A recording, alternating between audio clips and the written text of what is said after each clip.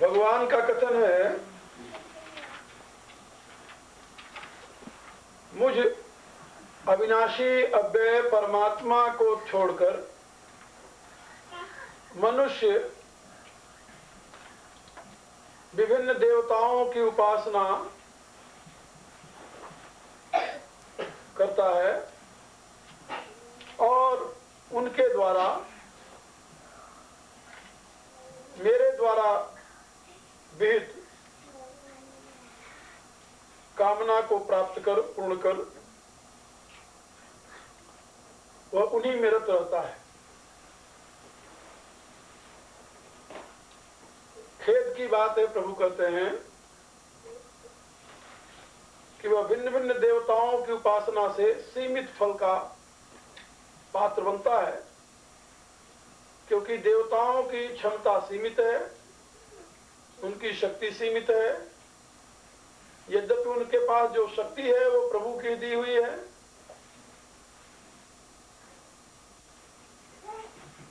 वेद में ये बताया गया है, तदेव अग्नि तद्वायु, वह परमात्मा स्वयं अग्नि है, वही वायु है, वही सूर्य है, वही चंद्रमा है। उसके सिवा और कोई दूसरा देव नहीं है। भयात अग्निस्तपद भयात सूर्यो भयात इंद्रस्य वायुश्च मृत्युर्धात पंचम। सारे देव उसी के प्रकाश हैं, लेकिन सीमित रूप में एकांगी। देवताओं की उपासना करके सीमित सुख को ही मनुष्य प्राप्त करता है। भगवान कहते हैं कि वह मुझ अविनाशी को, मुझ अव्यय की उपासना नहीं कर पाता, इसलिए वो शरीर छोड़ने के बाद मुझे न प्राप्त करके उन्हीं देवताओं को ही प्राप्त करता है। दूसरी बात प्रभु ने बताया कि मेरे परम भाव को न जानने के नाते, मेरे अनुत्तम और अव्यय स्वरूप को न जानने के नाते बुद्धिहीन लोग मुझे व्यक्ति भाव में आपन्न हुआ मानते हैं। यही कारण है कि वे मेरे को नहीं भज पाते, मेरी उपासना, मेरी शरण में नहीं आ पाते, मेरी उपासना नहीं कर पाते। भगवान कहते हैं कि मैं सभी के लिए अपने स्वरूप का प्रकाश नहीं करता। क्यों नहीं करता? इसलिए कि मैं योग माया द्वारा अपने आप को आवृत रखता हूं। यदि प्रभु सबके लिए अपना प्रकाश प्रदान कर दे तो सृष्टि का जो खेल है, सृष्टि की जो क्रीड़ा है, वही समाप्त हो जाए, उसका रस समाप्त हो जाए। तो रस की वृद्धि के लिए वह स्वयं को आवृत रखता है अपनी योग माया के द्वारा। प्रभु की योग माया कौन सी है? जो जीवों को सदैव असीम में सीमा का भान कराती है। असीम में सीमा का भान कराती है। जो शक्ति अभिव्यक्त को विभक्त रूप में दिखाती है, जो शक्ति, and through which a person see measure form in immeasurable power, absolute, that is called divine Maya, that is Yoga Maya. So, Lord said that I always cover myself by my divine Maya, divine power. Due to this, people can't see me. And can't know my divine glory and my birthless or formless infinite form. ये भगवान का जो कथन है, मूढ़ो अयम अभिजानाति लोको माम अजम अव्ययम, अज्ञानी मनुष्य मेरे जन्म रहित और अविनाशी स्वरूप को नहीं जान पाता, इसीलिए वह मेरी उपासना नहीं करता। तो अविनाशी को अज्ञानी नहीं जानता, अविनाशी तो सबको जानता है। भगवान कहते हैं वेदाहम समतीतानि वर्तमानानि च अर्जुन भविष्याणि च भूतानि माम तु वेद कश्चन। हे अर्जुन, जो अतीत में हो गए हैं और जो होने वाले हैं, जो हैं, इन सबको मैं जानता हूं, मैं जान रहा हूं, जानता हूं। अहम वेद, जो पहले हो गए हैं उनको भी मैं जानता हूं, जो होने वाले हैं उनको भी मैं जानता हूं, और जो हैं उनको भी मैं जानता हूं। लेकिन माम तु वेद न कश्चन, किंतु मुझे कोई नहीं जानता। मुझे क्यों नहीं कोई जानता? इसका कारण क्या है? तो भगवान इस विषय में कहते हैं कि मुझे न जानने का मूल कारण यह है कि इच्छा द्वेष समुत्थेन द्वंद्वमोहेन भारत सर्वभूतानि सम्मोहं सर्गे यान्ति परन्तप। इच्छा और द्वेष समुत्थेन, इच्छा और द्वेष से उत्पन्न हुए द्वंद्वमोहेन भारत, द्वंद्वमोह माने सुख दुख रूपी द्वंद्वात्मक जो मोह है, इससे सारा समाज, सारा भूत समुदाय उसी में मोहित हो रहा है। इसलिए वो मुझे नहीं जानता, लेकिन मैं सबको जानता हूं। प्रभु सबको जानता है, प्रभु को कोई नहीं जानता। प्रभु कहते हैं केवल जो वर्तमान में उन्हें ही नहीं जानता, जो हो गए उनको भी मैं जानता हूं, जो आगे होने वाले उनको भी मैं जानता हूं। ऐसा कैसे संभव है? ये मैं आपको एक सरल से रूप में समझाऊं। जब आप इस पृथ्वी के लेवल पर रहते हैं तो बहुत थोड़ी दूर तक आप देख पाते हैं, आगे भी देखते हैं और पीछे भी देखते हैं। जो लोग गुजर गए हैं आपके रास्ते से, पीछे चले गए हैं, आपके पास्ट में चले गए हैं, आध घंटे पहले जो आपके पास से गए हैं वो पास्ट में चले गए, आधा मील दूर गए होंगे, आप उनको भी नहीं जानते, क्योंकि आप अपने बगल वाले भी जान सकते हैं। थोड़ी दूर पर जो यानी हाफ फरलांग पर जो कोई हो, 100 मीटर पर कोई हो, तो आप जान सकते हैं उससे। बहुत दूर चला गया तो आप नहीं जान सकते। और जो यानी 10-20 मीटर से आगे जो आ रहा है आपकी तरफ, उसको भी आप नहीं जानते, क्योंकि आप यहाँ खड़े हुए हैं। लेकिन यदि आप अपने आप को 10 मंजिल ऊपर ले जाकर खड़ा कर दें, फिर क्या होगा? फिर जो घंटे पहले नहीं 2 घंटे पहले आपके यहां से गए हैं, जो 10 मील दूर चले गए हैं, यदि और ऊपर ले जाए तो उनको भी आप देख सकते हैं। और जो आगे आ रहे हैं, जो घंटे बाद आपके पास पहुंचेंगे, उनको भी आप देख लें। बात सुनो, जब आप अपने आप को ऊपर ले जाएंगे तो आध घंटे बाद जो आपके पास आने वाला है उसको आप देख लेंगे, वहां से वो आ रहा है। और जो चले गए हैं आध घंटे पहले, उनको भी आप देखेंगे, वो जा रहा है।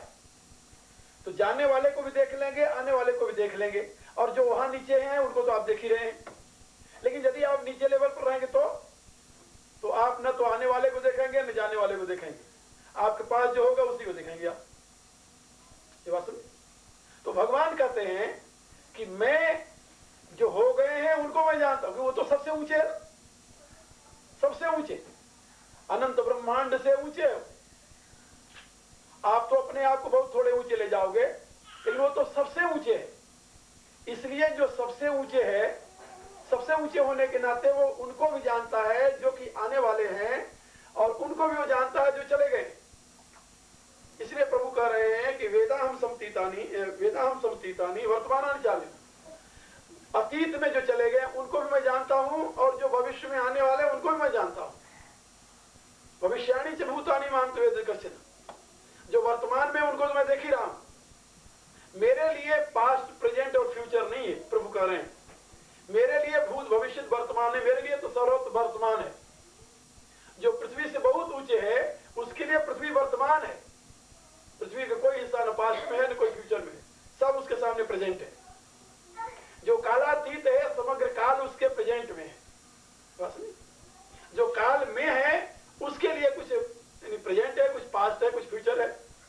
लेकिन जो कालातीत है, जो काल को कलन करने वाला है, उसके लिए सब कुछ प्रेजेंट है। उसके लिए कोई पास्ट नहीं है, कोई फ्यूचर नहीं है।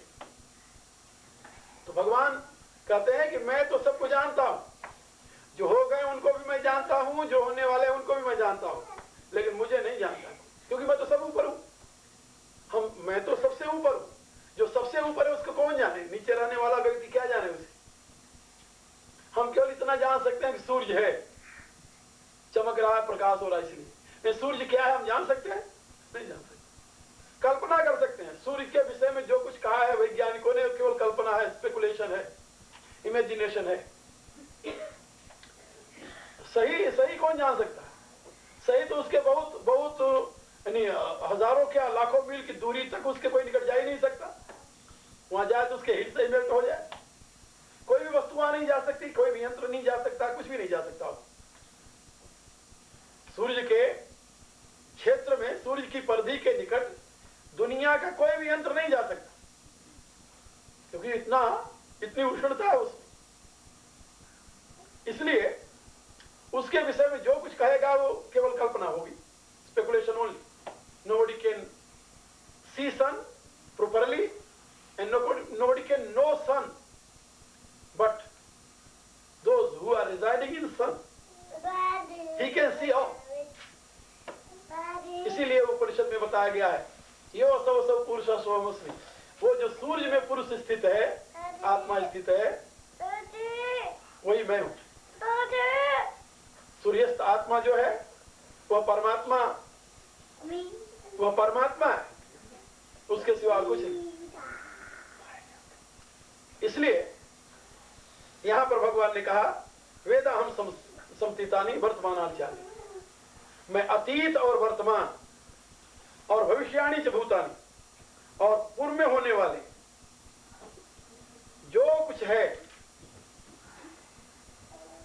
भूतों में, सारे समस्त प्राणियों को मैं जानता हूं। इसीलिए तो सर्वज्ञ है। जीव सर्वज्ञ नहीं है, ये अल्पज्ञ है। जीव जो है ये अल्पज्ञ है।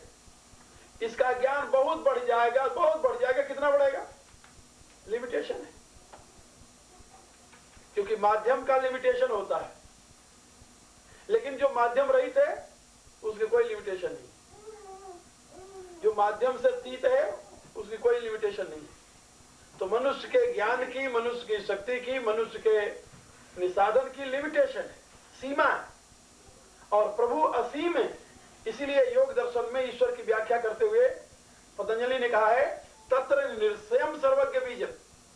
प्रभु में निरतिशयता से सर्वज्ञता का बीज है, यानी साथ से नहीं, वो किसी के वनस्पत महान नहीं है, यानी ईश्वर किसी के यानी सापेक्ष नहीं है, वो निरपेक्ष ईश्वर है। वह निरपेक्ष सर्वज्ञ है, यानी उससे किसी का कंपैरिजन नहीं किया जा सकता, किसी की तुलना नहीं की जा सकती। वो निरपेक्ष है, अतुलनीय है। इसलिए तत्र निरतिशयम सर्वज्ञ बीजम, प्रभु में निरतिशयता से सर्वज्ञता का बीज निहित है। यानी कहने के प्राय कि वो सर्वज्ञ है, सहज सर्वज्ञ है। जीव तो साधना करके प्रभु के साथ जब एकता अनुभव करता है तो उसमें सर्वज्ञता का आभास होता है, और प्रभु सहज रूप से, स्वाभाविक रूप से सर्वज्ञ है। कितना अंतर है।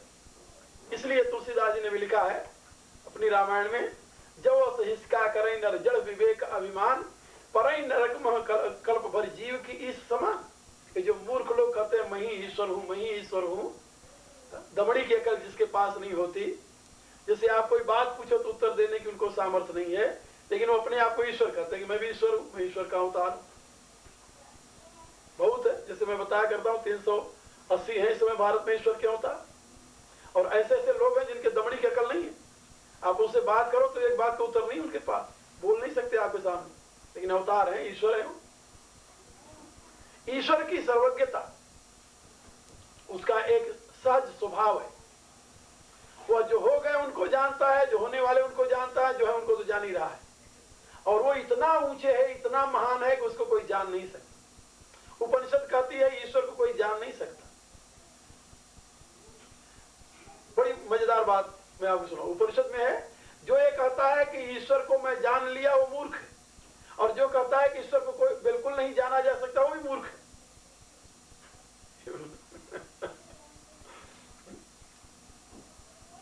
जो कहता है मैंने ईश्वर को जान लिया सब पूर्ण रूप से ईश्वर को जान लिया, वो भी मूर्ख है। और जो कहता है कि ईश्वर कोई जान ही नहीं सकता वो भी मूर्ख है।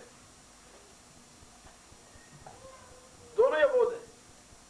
कहा तो सही क्या है? कहा ईश्वर जाना जाता है, लेकिन पूर्ण रूप से कौन ईश्वर को जान सकता है? ईश्वर नहीं जाना जाता ऐसा भी नहीं है। कोई कहे कि मैंने समुद्र को माप लिया है, समुद्र में कितना जल है, कितना गैलन जल है, यानी कितना कोई भी फुट जल है, हमने माप लिया है, ये भी ना समझिए। और कोई कहे कि समुद्र को कोई जान ही नहीं सकता, देख ही नहीं सकता, ये भी बोले समुद्र देखा जा सकता है। समुद्र को क्या देखा जा सकता है कि समुद्र महान है, अनंत है, अमापी है, इमेजरेबल है। You can know that is immeasurable, and this is the kind of knowledge, this is kind of measurement that is immeasurable, this is its measure. इसी रूप से उपनिषद कहती है कि भगवान को ऐसे जाना जा सकता है कि वो अनंत है, बस उसकी महिमा का बोध हो, यही बोध। तो यहां पर प्रभु कह रहे हैं कि मुझे कोई नहीं जानता, माम तु वेदन कश्चन,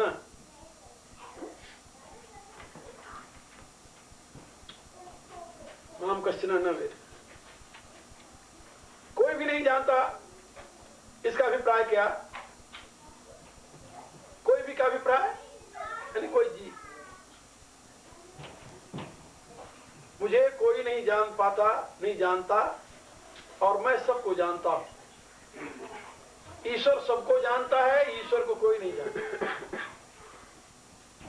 लेकिन भगवान ने गीता में एक जगह बताया है, भक्त्या माम अभिजानाति यावान नस्यास्मि तत्वतः, मैं जैसा जितनी महिमा वाला जो हूं भक्ति के द्वारा जाना जाता हूं,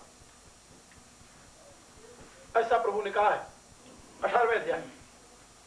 भक्त्या माम अभिजानाति, भक्ति के द्वारा मुझे अच्छी प्रकार से जाना जा सकता है। यावान नस्यास्मि तत्वतः, यावान यह च अस्मि, यावान माने जितना, और जो कुछ मैं हूं भक्ति के द्वारा मैं तत्वतः जाना जाता हूं।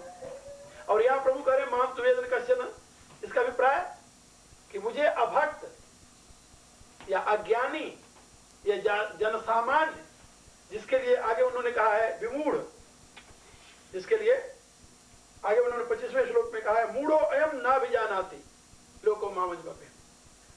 और जैसे मन्नन्ते माम अबुद्धे, अबुद्धेय और मूढ़, बुद्धिहीन मूर्ख लोग हमें नहीं जानते, लेकिन भक्त और ज्ञानी प्रभु को जानता है। ऐसा प्रभु ने स्वयं कहा है कि मैं ज्ञानियों द्वारा, भक्तों द्वारा जाना जाता हूं, लेकिन जन सामान्य मुझे नहीं जानता। इसलिए यहां पर कहा माम तु वेदन कश्चन। और ज्ञानी और भक्तों के द्वारा भी मैं जाना जाता हूं, यही जाना जाता हूं कि मैं नहीं जाना जा सकता, यही जाना जाता हूं कि मैं पूर्ण रूप से नहीं जाना जा सकता, यही जाना जाता हूं। ये भी एक प्रकार का ज्ञान है ना, अनंतता का बोध, अखंडता का बोध, इंफिनिटी का बोध। Those devotees or seers realize that absolute is absolute, eternity is eternity, they know.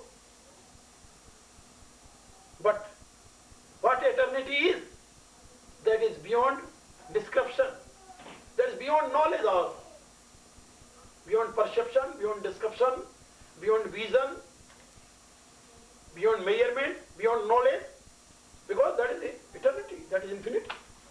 So they know. मुझे जान सकते हैं, लेकिन मैं आम लोगों की यानी श्रद्धाहीन भक्तिहीन पुरुष के द्वारा मैं नहीं जाना जाता। और क्यों नहीं जाना जाता, आगे उसका कारण बता रहे हैं कि लोग जानने की इच्छा ही नहीं रखते। इतने महान प्रभु के होते हुए भी दुनिया के जीव दुखी हैं। मैं कोशिश कर रहा हूं कि ये 4 श्लोक हो रहे हैं तो आप लोगों को मैं चारों पढ़ाई दूं, तो आज दो कल, क्योंकि परसों तो कोई कार्यक्रम है नहीं, परसों तो रात का कार्यक्रम है वहां का, तो वो तो बड़ा कार्यक्रम होगा। और रविवार को भी कार्यक्रम नहीं हो सकेगा कि मैं टोरंटो जाऊंगा, तो दिन में शाम को भी वहाँ कार्यक्रम है, तो आऊंगा, वैसे वहां से लौट कर जाते मेरा ध्यान है। अभी मैं निश्चित क्या कहूँ, तो वैसे कार्यक्रम होगा, यदि लौट करके आ गए तो होगा तो उस समय कोई और बातें बता दूँ, तो ये आप लोग समझ लें। तो प्रभु कह रहे हैं कि जन सामान्य के द्वारा मैं नहीं जाना जा सकता, क्योंकि जन सामान्य की बुद्धि विमोहित होती है। इच्छा द्वेष समुत्थेन द्वंद्व मोहेन भारत सर्वभूतानि सम्मोहम सर्गे यान्ति परन्तप। परंतप भारत, यहां भगवान ने अर्जुन के लिए 2 बातें कही है, भारत परंतप। हे भरतवंशी अर्जुन, परंतप का अर्थ होता है शत्रुओं को तपाने वाला, ताप पहुंचाने वाला वीर पुरुष। तो भगवान कह रहे हैं कि परंतप हे अर्जुन, सर्गे माने संसार में, इस सृष्टि में, सर्ग माने सृष्टि, सर्गे माने संसार में, सृष्टि में, इच्छा द्वेष समुत्थेन,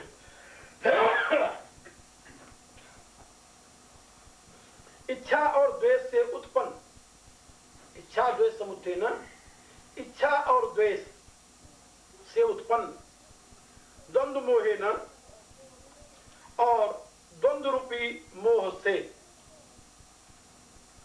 सर्वभूतानि सम्मोहम, संपूर्ण प्राणी विमोहित है, सम्मोहित है। इसलिए आगे जैसे उन्होंने कहा है, मुझे नहीं जानते। संसार के संपूर्ण प्राणी इस सृष्टि में इच्छा द्वेष समुत्थेन द्वंद्व मोहेन सर्वभूतानि सम्मोहम यान्ति। इच्छा और द्वेष, इच्छा मूल कारण है। इच्छा की अपूर्ति व इच्छा की पूर्ति में जो बाधक होता है उसके प्रति द्वेष सहज होता है। इच्छा द्वेष सुखम दुखम संघातस् चेतना धृति, ये प्रकृति के विकार है। इच्छा के साथ द्वेष लगा हुआ है। जहां इच्छा होगी वहां द्वेष जरूर होगा। इच्छा हो द्वेष न हो ऐसा नहीं हो सकता। इच्छा हो और द्वेष न हो ऐसा नहीं हो सकता। जहां इच्छा होती है वहां द्वेष होता है। तो द्वेष का कारण क्या है? इच्छा की अपूर्ति। हम कोई कामना कर रहे हैं, उस कामना में किसी व्यक्ति को हम समझ रहे हैं कि ये बाधा पहुंचा रहा है, उससे हमारा द्वेष हो जाता है। इच्छा न हो तो द्वेष न हो। तो भगवान कह रहे हैं कि मोह के यानी अज्ञान के 2 ही कारण है, ये 3 कारण है, इच्छा द्वेष और द्वंद्व। इच्छा द्वेष समुत्थेन, इच्छा और द्वेष से उत्पन्न हुए। इच्छा द्वेष क्यों उत्पन्न होता है? इच्छा क्यों उत्पन्न होती है? इसका उत्तर भगवान ने 3रे अध्याय में दिया है। अर्जुन पूछता है कि इच्छा क्यों उत्पन्न होती है, कारण क्या? तो भगवान कहते हैं कामैष रजोगुण समुद्भव, कामैष क्रोधैष रजोगुण समुद्भव। इच्छा और द्वेष ये दोनों रजोगुण से उत्पन्न होते हैं। ये हमारे जीवन का आधार 3 गुण है, याद रखो। हमारा चित्त जिस गुण की अवस्था में बरत रहा है उसी का प्रभाव, उसी का भाव हमारे अंदर प्रकट होगा। यदि हमारा गुण सतोगुण में बरत रहा है, हमारा चित्त सतोगुण में बरत रहा है, यानी हमारे चित्त में सतोगुण की प्रधानता है, तो हमारे में प्रेम उत्पन्न होगा, ज्ञान उत्पन्न होगा, त्याग उत्पन्न होगा। ये सतोगुण के कार्य है। ज्ञान, प्रेम, त्याग, ये सतोगुण के कार्य है। अपने आप आएंगे जब किसी व्यक्ति में, जब आप में, हर एक व्यक्ति अपने जज कर सकता है, माप सकता है, ये देख सकता है कि इस समय उसके जीवन में कौन सा गुण प्रधान है। ये आप अलर्ट यदि रहे ना तो इसको कर सकते हैं। हमारा एक साधन बताया जाता है अवेयरनेस का, कंप्लीट अवेयरनेस जिसे कहते हैं। तो अभी तो बहुत से काम हमारे द्वारा गफलत में होते रहते हैं, नेचुरल, बाय नेचुरल इंस्टिंक्ट होते रहते हैं। जैसे यहां मच्छर आया, जरा सा यहां लगा आपको, तो आपका हाथ तुरंत यहां चला जाएगा, यानी ऑटोमेटिकली चला जाएगा, without any precaution, without any suggestion. यहां थोड़ा सा हुआ, इचिंग हुई, आपका हाथ पहुंच गया वहां। तो ये जो नेचुरल एक्टिविटीज हैं आपके जीवन में, ये अवेयरनेस द्वारा इसको स्टॉप कर देते हैं, बंद कर देते हैं। फिर आप कहा यदि ये उठेगा तो आपसे इजाजत लेकर उठेगा, वहां जाएगा तो इजाजत लेकर जाएगा, जाए वहां जाओ, ऐसे।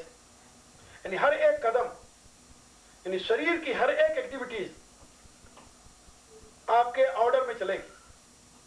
शरीर के कोई भी अंग मूव नहीं कर सकता बिना आपके ऑर्डर के। अभी तो हाथ ऐसे कर रहे हैं, पांव ऐसे कर रहे हैं, आंखें उठ रही, जा रही, आ रही, मुंह बोल रहा, बियॉन्ड कंट्रोल है।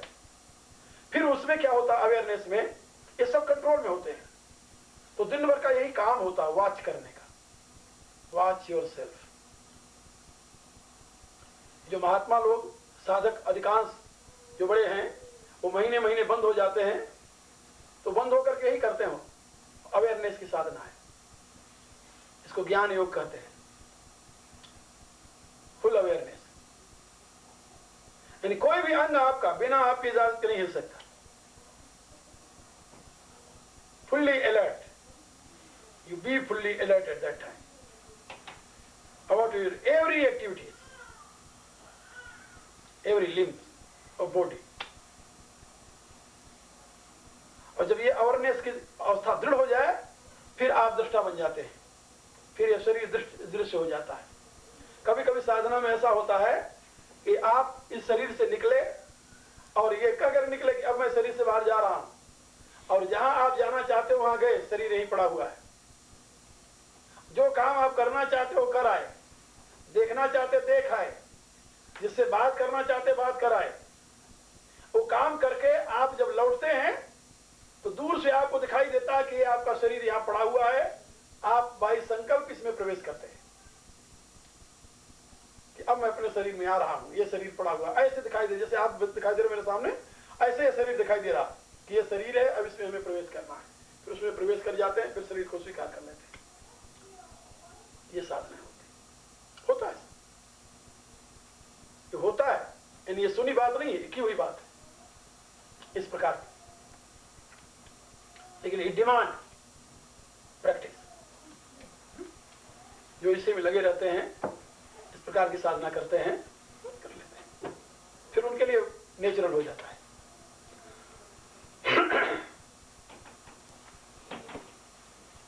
सूक्ष्म शरीर की सारी क्रियाएं, उनकी अपनी क्रियाएं हो जाती। आप भी करते हो ये काम जो मैं बता रहा हूं, दुनिया में कोई ऐसा नहीं जो ना करता हो। Everybody is doing, but in dream stage. You are doing everything in dream stage. कभी कभी आप ऐसा भी सपना देखते हो कि आपका शरीर कट गया है, पड़ा हुआ है, ये मरा हुआ शरीर है हमारा। ऐसे देखते हैं लोग सपने में, देखते हैं। और कई प्रकार के सपना देखते हो, सपने में जाते हो, किसी से बात कराते हो, सब जो काम कर रहे हो कर तो सब रहे हैं। वो जो सपने वाली शरीर है ना, सपने में तो आपका अनकॉन्शियसली हो रहा है। योगी उसी क्रिया को कॉन्शियसली करने लगता है। उसका इतना अधिकार हो जाता है अपने सटल बॉडी पर कि वो वही क्रिया कॉन्शियसली करता है। और जैसे आप घोर निद्रा में जाते हैं, घोर निद्रा में, जिसको कहते हैं ड्रीमलेस स्लीप,